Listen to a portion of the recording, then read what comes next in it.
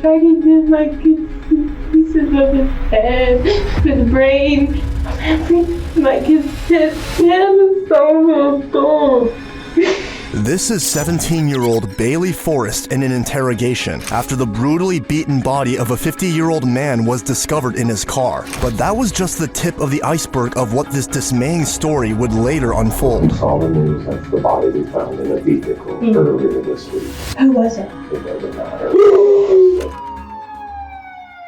On September 27, 2022, the police were called to help remove a vehicle blocking an alley when officers found the rotting and bruised body of a 50-year-old man, later identified as Robert Stewart. Evidence indicated that he had been beaten to death on the head and torso, as parts of his skull were missing, while his brain was protruding from the wounds. However, the police had no leads as to who might have done it. This changed a day later when an anonymous tipster told police that the man was killed in the apartment of 17-year-old Bailey Forrest. As investigators searched the apartment, they found large areas of blood, evidence of a cover-up, and a few half-burnt items. Additionally, Bailey Forrest's fingerprints were found in the victim's car. With this, on September 30th, she was arrested and brought in for interrogation. What follows is Bailey's shocking reveal of the murder, detectives trying to piece together a complicated case involving multiple suspects, and a mother who will find out that her own daughter is right in the middle of a horrific crime.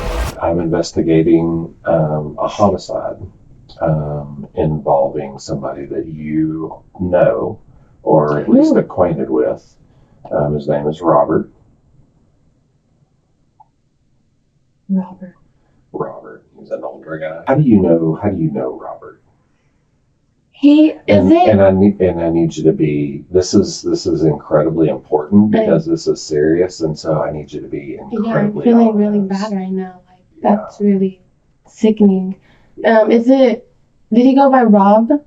Maybe so. Because I think I know who you're talking about, and I met up with him like 5 days ago. Bailey starts by pretending to be oblivious to whom they are talking about. But, as will be revealed, she knew the man for very disturbing reasons. My house. Okay. Did he come over? Yeah, he came over to my house. How did y'all meet? We were just texting.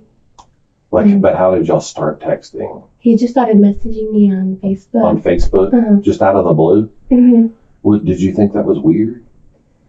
Yeah. Kind of. I personally think it's weird because he's not much younger than I am.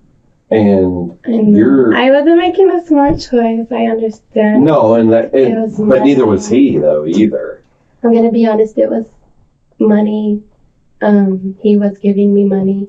We weren't really doing anything. He really liked to just hang out.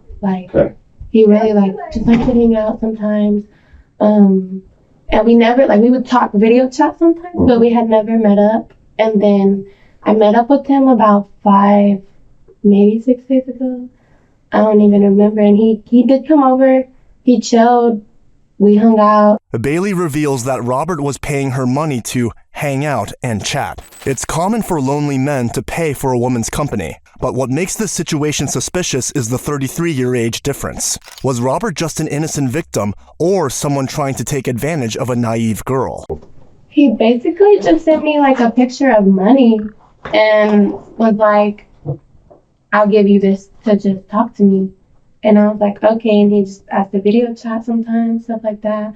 And I mean, we didn't really even talk really. We weren't close. We weren't friends really. Yeah. We weren't, And how long ago was that?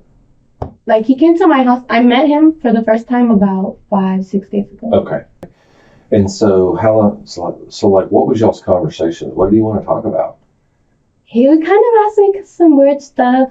He was kind of off. Not rude or not trying to me or anything. He was, I enjoyed spending time with him. He was sweet. He would just talk about, he would ask me when was the last time I made love. We would just talk about my relationships. I just confided in him. He talked about meeting up with other girls. Do you know what he was talking about, or I know he would sleep with them. Okay. I know that for a fact because he would talk about his sex life with me. And the girls, he would always tell me they're, of course, above 18. They're, like, good, stuff like that. And, I mean, he didn't really ever tell me too details. Like, he would just be like, yeah, this girl, he would maybe show me pictures sometimes, ask if I think she's pretty, stuff like that. But was he giving those girls money too? Mm-hmm. Did he say whether like the money was in exchange for sex or? Yes. She is telling this story as if it's something normal, but in reality, a man of the same age as the detective was talking about his sexual life in front of a 17-year-old, probably with the intent of involving her. Despite this, the detective will remain calm and professional to get the full story. When did he like start messaging you? Like the first time? Do you remember exactly? I mean, not met him. Like, I started like messaging him back, like, I would say almost like a year ago. You were in the house. Did he text you? Did he come knock on the door? He messaged me, I'm here. I opened the door for him. And that was it. And then I'm not sure who called him, but he told me he was going to stay with me an hour. And so that's what I was supposed to be getting paid for, was spending time with him for an hour. Well, he got a phone call about 20, 30 minutes in. And so he was like, I'll be there like in 10 minutes, and he left. And so I was thinking he was coming back, but he didn't. Okay. So when he got there, what happened? What did y'all do? We just hung out in my living room, and that's when he received the phone call. And so I stopped, and he was saying that he had to go, but he wasn't saying like what, but I was figuring he was coming back. Okay. But you didn't give him just back? No, I did not put my mouth on him. Okay. Did he finish? No. Okay. Because he got the phone call? Yes. Okay. Did he take his clothes off, or did he just unzip, or what? He kind of just pulled them down a little bit. Okay. Here is where the story takes a disturbing twist. Robert messaged Bailey in exchange for money when she was 16. And at this age, in Texas, she was classified as a minor. A year later, he met up with Bailey when she performed for Robert in exchange for $100. By this point, she was 17 and just past the age of consent in Texas, especially because she was a minor when they started talking, and the 33-year age difference makes this whole interaction highly despicable. So you haven't talked to him since Monday? Okay. And you've never gone anywhere with him? No, and I mean, my phone was showed that, like, he hasn't messaged me, he hasn't. Okay. This moment is crucial. The detective has managed to lock Bailey into her false story that Robert had left her flat. Police already have more than enough evidence, including bloodstains, burnt items, and the weapon with which Robert was killed inside her apartment. After listening to the girl's false story, the detective is now ready to confront her and try to break her. Robert was killed, and Like murdered. Mm-hmm. And we've gotten information that could have happened at your house. Okay. Bailey, if you're 10 years old, right? The most important thing you can do is be honest. If he came over and something happened and somebody else did something, you need to tell us about it, and you need to be incredibly honest about what happened. Okay. Obviously, you know something, and I'm gonna be really honest with you. I have seen a couple of your stories on Facebook, and you seem to be incredibly troubled since this happened, and whatever happened at the house. And I'm really praying that you'll tell me exactly what happened. It seems to really be heavy on your heart, and so I want you to tell me. And so I'll die. What do you mean you'll die? The person who really did it will kill me. They're not going to kill you because they're on the run. They're already hiding from y'all. Who is it? As the interrogator reveals that he suspects her while still being on her side, Bailey immediately breaks down in tears. But instead of admitting fault, she reveals even more disturbing details. Can you tell me who it was? Tobias. Who is Tobias? I don't know his last name. How do you know Tobias? They said he's already on the run, that the cops are looking for him for a runaway charge right now. Okay. I met him through school, but he was at my house due to my friend's boyfriends. Which friends? Sarah and Cheyenne. Okay. Their boyfriends were friends with him, and he came to my house. So tell me what happened. What happened? Can you tell me? Can you take a minute? They're gonna know I told you. We're gonna talk to everybody. Okay. And they're gonna lie, and I'm gonna be the only one that's told. Well, we have a lot of evidence already. And so, I didn't hit him. I didn't beat him. I did not do none of that. Did it happen at your house? Okay. Tobias beat him, and we were begging him to stop. And I don't know what came over him. I don't know why he was so angry. He didn't even know him. And I don't know if it was because Tobias wanted his money or what he wanted. He wouldn't stop. Who all was there? It was just me and Isabella. Okay. And Tobias. Okay. Isabella, the one that's there? And she's gonna lie, but please don't tell her I told you, because she didn't do anything. Okay. She was so scared. We were begging him to stop. We were so scared. I thought he was going to beat us as well. And that's all she kept saying was, he's gonna kill us too. He's gonna kill us too. But he did. As soon as he did it, he left and he disappeared. Like, Tobias disappeared. Like, I can't get a hold of him. I've been trying to get a hold of him. He won't answer anybody. Hearing her story, a few things don't add up. Why was Tobias there? And why would he kill someone for no reason?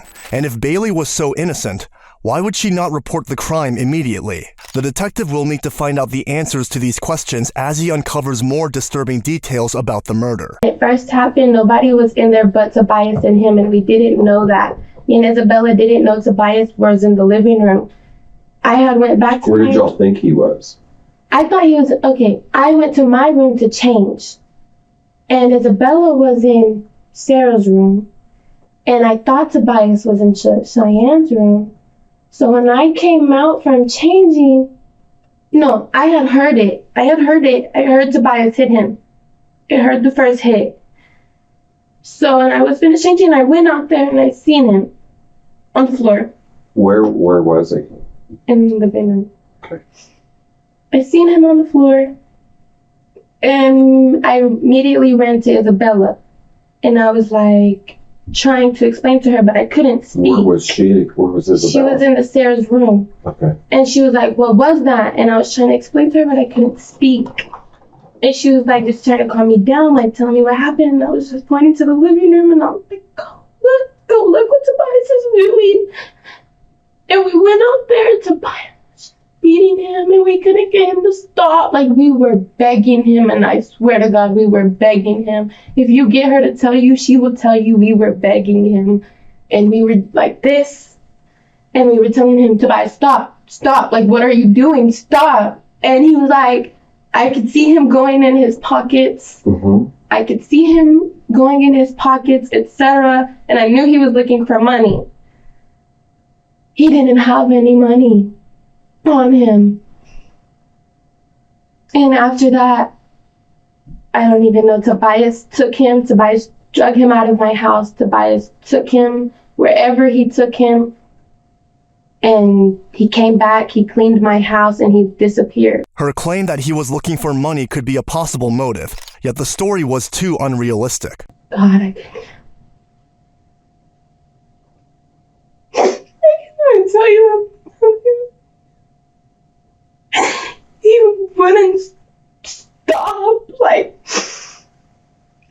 he was just beating.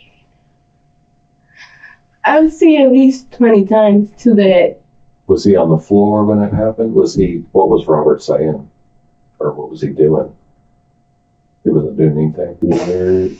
Where did that happen? Did you hear? I heard him walk in the door, and then I heard a loud, like him falling, like a loud bang.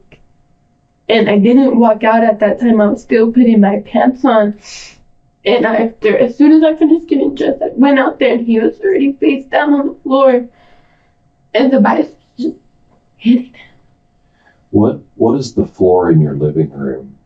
He was freaking out already. I don't know why. I don't know what he was thinking. He wasn't telling us anything.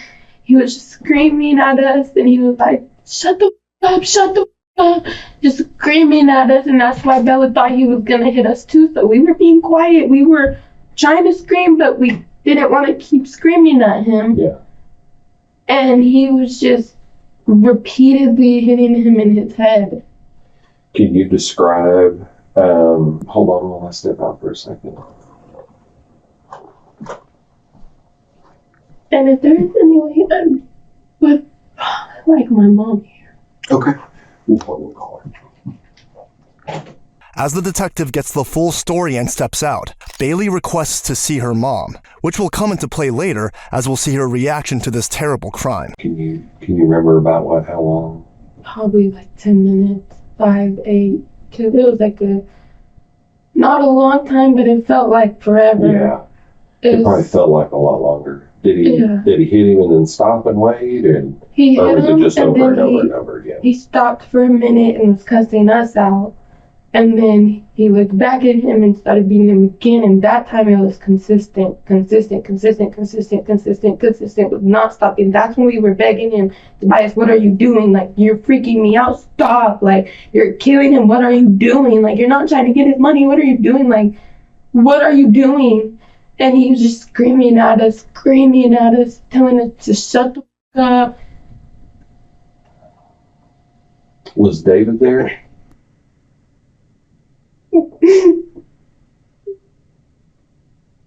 I could see his brain. Okay. Tobias, when he was dragging him, I could see pieces of his head, his brain, everything. Like his head was so messed up.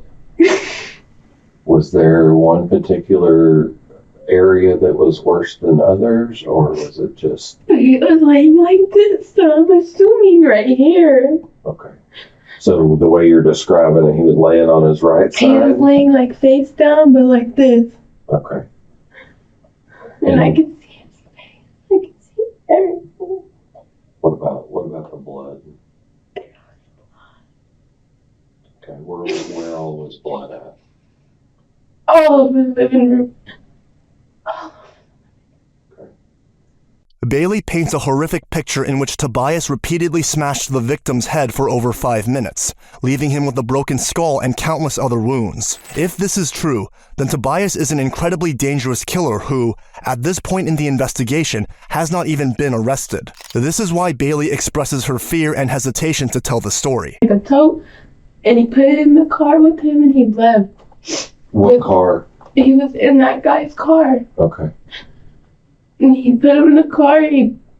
After he cleaned everything, he had him in the car. And I guess he came back in, he grabbed the tote, he had everything in the tote. Like, he was really organized, he cleaned really good, he was really organized, like he knew what he was doing. He came back in, he grabbed the tote, he put it in the car, and he left, and I haven't seen him since. I think he was honestly pulling on his clothes. Okay. And he was pulling them by the legs, by like his shorts, and dragging him through my house. Think. I need you to really think. Was the body in or on something? Because if he had shorts and he's pulling him, it would have pulled his shorts right off. And no, he was gripping him, but by the clothes. Like, he had, like, if you were laying down, he's grabbing like your thighs and pulling you like this, and your leg, like, he was like grabbing him like this, and his legs were right here, and he was pulling him like this. Okay. And then he like picked him up by his like arms and put him in his back seat, but he.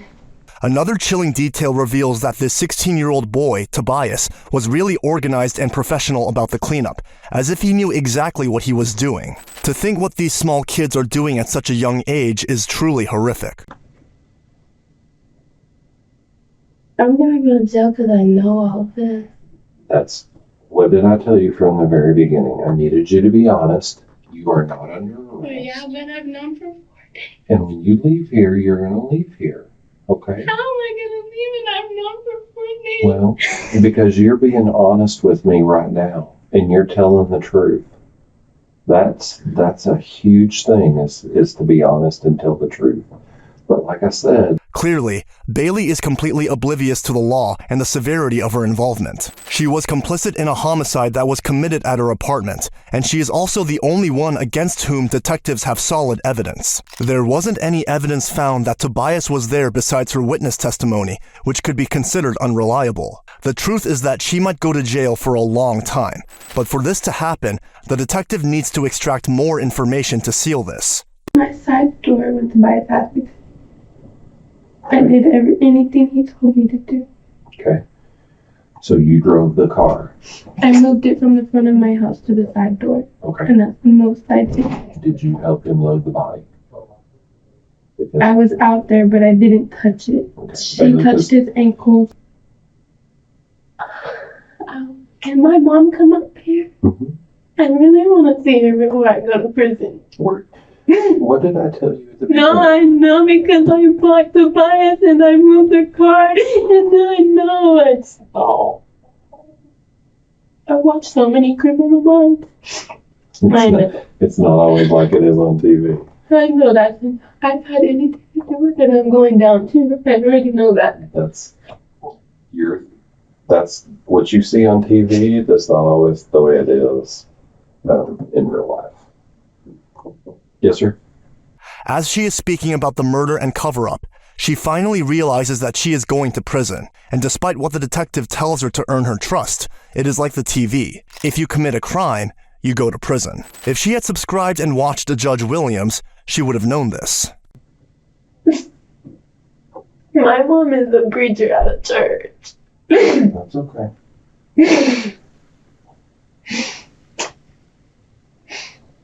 Her poor mother has no idea what her daughter is involved in yet, because the police can't reach her, but she will soon enough. Where did you get the keys? Tobias handed them to me. Okay, where did Tobias get them from? I guess from him. Okay. Did Tobias have blood all over him? His shoes did. I really wasn't trying to look at him. I kept looking down, but I could see his shoes. What was he wearing? Do you remember? Just think. And he was in all black. And he had a ski mask on. Tobias had a ski mask? Like a full ski mask? Like with just your eyes exposed? In his mouth. And his mouth? Okay. Do you know why he was wearing a ski mask? I guess because he didn't intend to kill him. Okay. I don't know. I don't know what.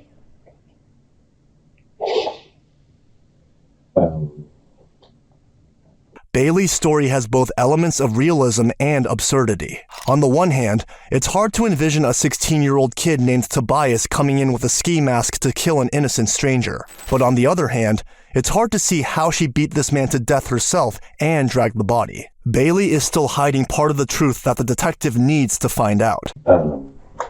So, you obviously, you went with them, okay? Because you have a photo of them burning the stuff. No, I did not go with them. But I was there when they burnt it. He didn't burn it then. Tobias made us burn it. Okay. How do you Tobias wasn't there. He put it there and told us if we didn't, we had to go burn it. That it was at my mom's house. In my mom's backyard. How did he know? I don't know. I have never taken him there ever in my life. I have never took him there ever. And he was telling me it was in my mom's backyard. And so I went. So why did you burn it? Because I didn't want it to be in my mom's backyard. Why didn't you just call the police? Because I was scared he will kill me. I know, but... He will kill me. What do you mean? I'll tell her to come. Is this Jennifer? Jennifer, this is Detective Gerber. I'm talking to Bailey at my office. She's wondering if you can come down here. We need you to help us out a little bit. And I'll let y'all talk for a little bit, and she can kind of tell you what's going on. I can tell you it's involving a homicide. Yeah. My address is 916 Union Street.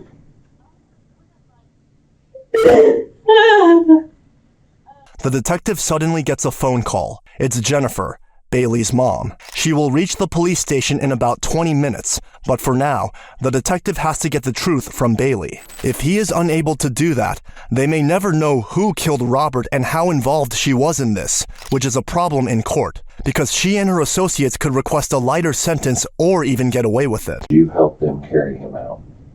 No, she didn't help him carry him out. He drug him to that door, and the car was literally at the door, like he was on my curb. Like, okay. I pulled it up to that. And he was trying to put him in the car alone, but dropped him. So he was screaming, and Isabella jumped in and started trying to help him get him in the car. So when you say she jumped in, which side did she get in? She jumped in through the passenger back door. Okay. And she was sitting on like the driver back seat, helping pull his legs in, and I was standing in front of them, making sure that nobody was behind us watching. So when they got him in the car, she immediately got in the front seat and they left. And was she driving or was he? No, he was driving. Okay. And so she got in the front passenger seat. Okay. Then everybody like kind of disappeared, and then that night I picked up Isabella, and Tobias, it was showing on my phone. I got a call from like a random number, and it was Tobias. And he was just telling me, he was basically not threatening me, but like telling me like, it's at your mom's house. Now it's up to you to do what you want to do. But he was basically saying it's at my mom's house. And if I didn't want my parents to get in trouble, I needed to go hide it. Okay. And so Isabella, our first thought was running, because he was scary. Why did you take a picture of it burning? I'm curious. Because I wanted to show my sisters that it was her fault, that it was gone. Did you send that picture to them? Did you show it to them in person? No, they haven't been home. They're scared to come home.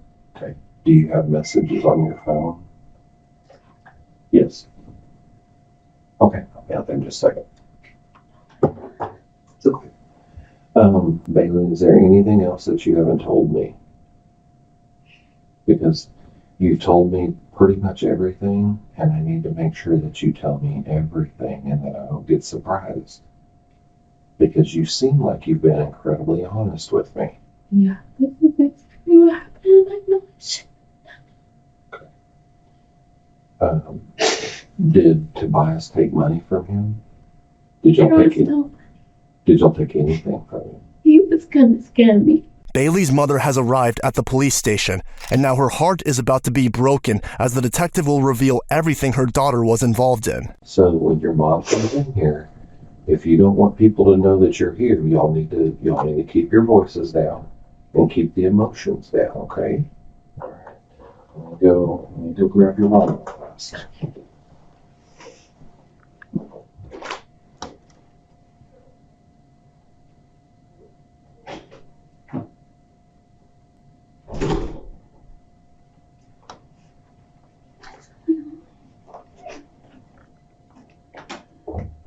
She's going to be the one to talk to you and tell you. Do you still want me? Do you want me to explain, or do you want to? Yeah, that's what I want. Last time that time, I didn't sound alive anymore. What?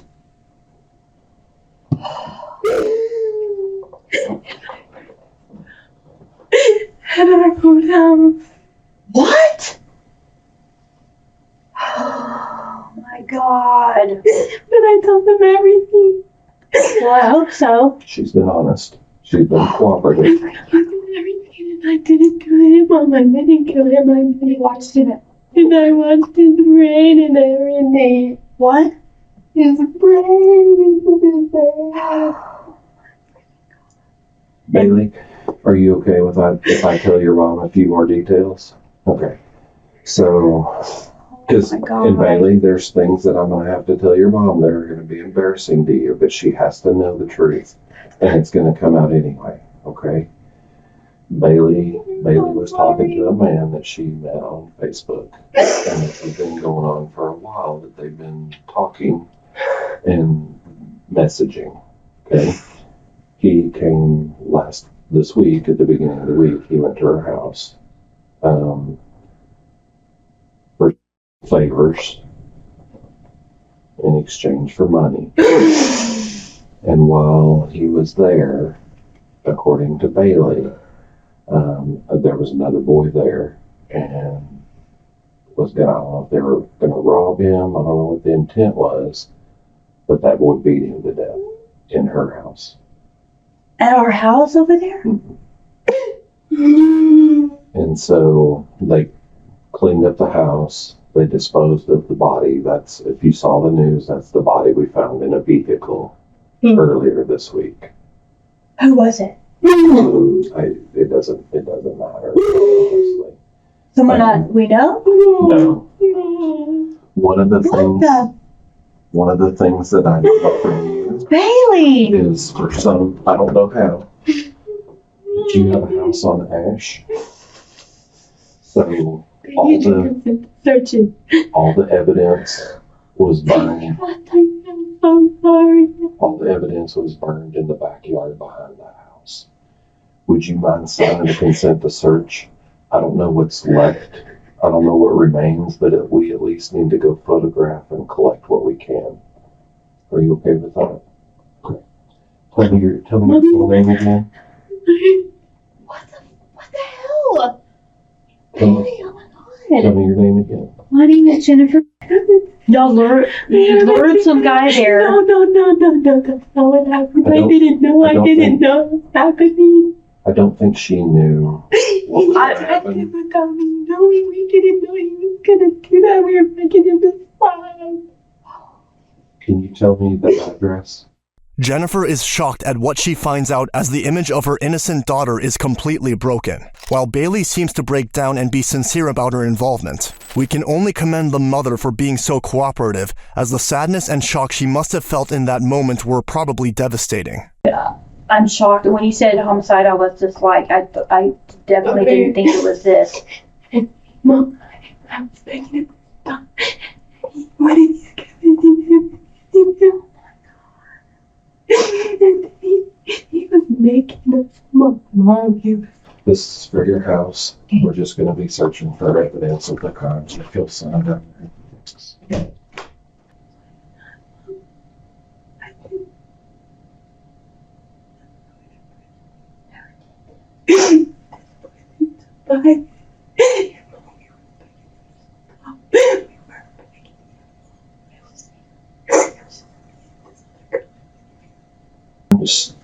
maybe just have a seat back where you came in, and then we'll get back with you in just a second.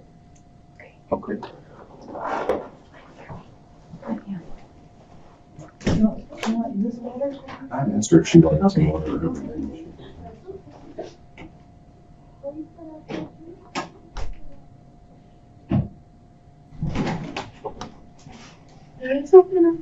Notice the rapid shift in expression on Bailey's face as both leave the room. She goes from crying and distraught to completely calm in mere seconds. Bailey has acted supremely so far, but after giving her the comfort of seeing her mother, the detective will try to confront her to find out the truth once and for all. Who killed Robert Stewart and why? After he drug him out, before he came back to clean, I did put like 3 towels down on the big puddle. Okay.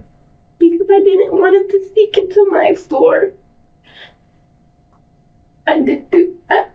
Okay. Is there anything else that you did that you haven't told me? No. Are you sure? Yes. The detective has already asked her to tell the story multiple times, and each time she reveals more and more untold details. It's a clear sign of guilt as she tries to admit just enough to give the detective something, but not enough to reveal herself. Are there going to be messages on your phone that we can show that you're telling the truth? Yeah. There's some that say, like, I can't believe Tobias did that, and I can't believe, like, stuff like that. Who are the messages to? Most likely to my sister. Okay. And I think the only thing I told David was everything was out of the house. Okay. Now, it doesn't make sense to me, Bailey, honestly, it doesn't make sense to me how Tobias would know where your mom's house is. I literally cannot tell you. Again, that I'm being honest, like, you can do a lie detector test right now. Like, I did not have that stuff. Like, he took it with him. Like, he wouldn't have left that stuff with me. He was scared we were gonna snitch just like we are. Okay. And he did not leave the stuff with me. He left it at my mom's. And he told me to go burn it. And I told Isabella that we should go burn it. I did tell her we should go burn it because I didn't want it there at all. I still wouldn't want it there. Just for the reason for my mom's sanity. But I don't like it. And anybody could have told him that house, though. I live there. I hide out there. I go there a lot. Okay. I've brought friends there. I've had parties there. That's like my little trap house. Like, I go there a lot. Okay. But I've never personally brought him there. The interrogator knows that there are significant gaps in Bailey's story. Why would Tobias kill the man? How did he know about the house? Why didn't he take the remaining evidence? Why didn't he drive the body further away to hide it? Despite these major gaps in her story, she still refuses to give more details, so the detective attempts everything to press her. Like And if you do, then I'll just go to jail at this point. Well, if I talk to Tobias. Hell no. Tobias can't say shit about me. What if, is Tobias going to tell me anything different? No. He won't even talk to you. Are you sure? You'd be surprised how many people talk to us about stuff. Okay, and I hope he does. I hope he does. I freaking hope he does. Is he going to tell us that you helped in any way? No. I helped block him. I moved the car for him. I did what he asked of me. I'm not gonna lie, but he didn't ask much from us. Okay. Every time Tobias is mentioned, Bailey starts to cry. From past interrogations, we know that often, when a suspect is lying and the detective is getting closer to exposing that, they start crying or avoiding the topic. It is very plausible that Bailey is lying about Tobias's involvement. Maybe he wasn't acting alone, and possibly Bailey had set up Robert. We're not involved in killing him in any way. No, I did not. Yes. You never hit him. You never swung on him. No. Nothing. Yes, I can do all that. Okay. Did you help clean up other than the towels that you told me about? Did you help clean up? I covered all the blood that I could see because I kept throwing up when they left. And that was it. I couldn't have cleaned like he did. I couldn't have done what he did. That was not his first murder, and I know it wasn't. There was no way that was his first murder. No way. He knew everything to do. He was sick. Like, really sick. Sometimes when somebody does something, like, people just snap and they do things that are completely out of character for them. Are you sure Robert didn't do something to you or say something to you? I'm so lost. Okay. So I guess my question is you said after they left you covered up the blood with towels. No. I was covering up the blood while he was still there. Like, Tobias was still there. The body wasn't in my house. Okay. The body was already in the car. Tobias and them were still there, but they weren't cleaning yet. And I put towels down to cover everything while they were trying to get the body in the car. And then I went out there and I was blocking it, like blocking where nobody could see Tobias. And then everything was getting spotless. And when it's spotless, they left. And then Isabella came back to my house and she's been with me ever since then. I don't believe you. Why would you not believe me? Because I just don't. Have I lied to you yet? No, but I just know how these things go. How do you know that?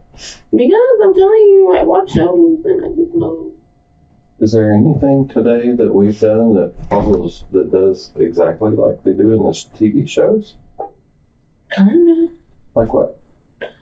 Big bazooka at my house, then I'm arrested, and I'm interrogated, and then I'm gonna go to jail.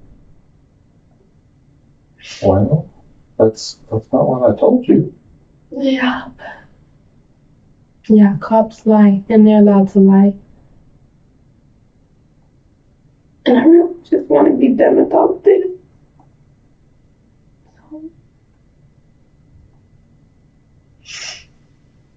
Portraying herself as the victim is a clear ploy to find out how much trouble she's really in and potentially absolve herself of responsibility. It will not work with this experienced detective, but a request to bring back her mom will. Because I just want to be with my mom. I know I'm going to jail, and I miss my mom, and I'm going to miss her.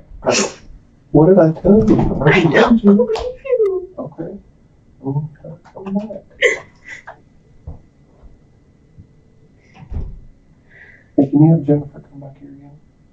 Okay. She just wanted you back in here. I told her from the beginning that she was late today and that she's not under arrest, and she doesn't believe me. And so I said her mom could come back in here. She signed a consent to search so we can download her phone because there was the photo. What is she facing? Accomplice to murder? There's really no, in Texas, we have the parties law here. And so if she's like, let's say if there was a setup or if she helped kill somebody, then yeah, she could be charged with murder. But just doing stuff after the fact, it could be just destruction of evidence, or I mean, there's several things. But if she's telling us the truth, then I mean, based on what she's told me, if I don't find out anything different, I don't know if the DA's office would even charge her with murder. She might be charged with for something else for not reporting a crime or for destruction of evidence, but that's a whole lot different. That's a lot different ballgame. And she's not been in trouble before, so.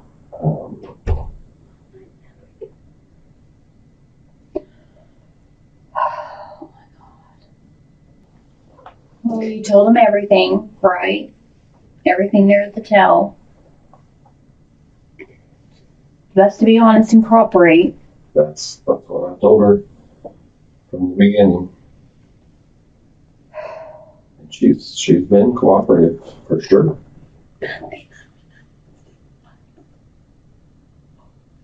I'm not gonna be getting county. Yeah.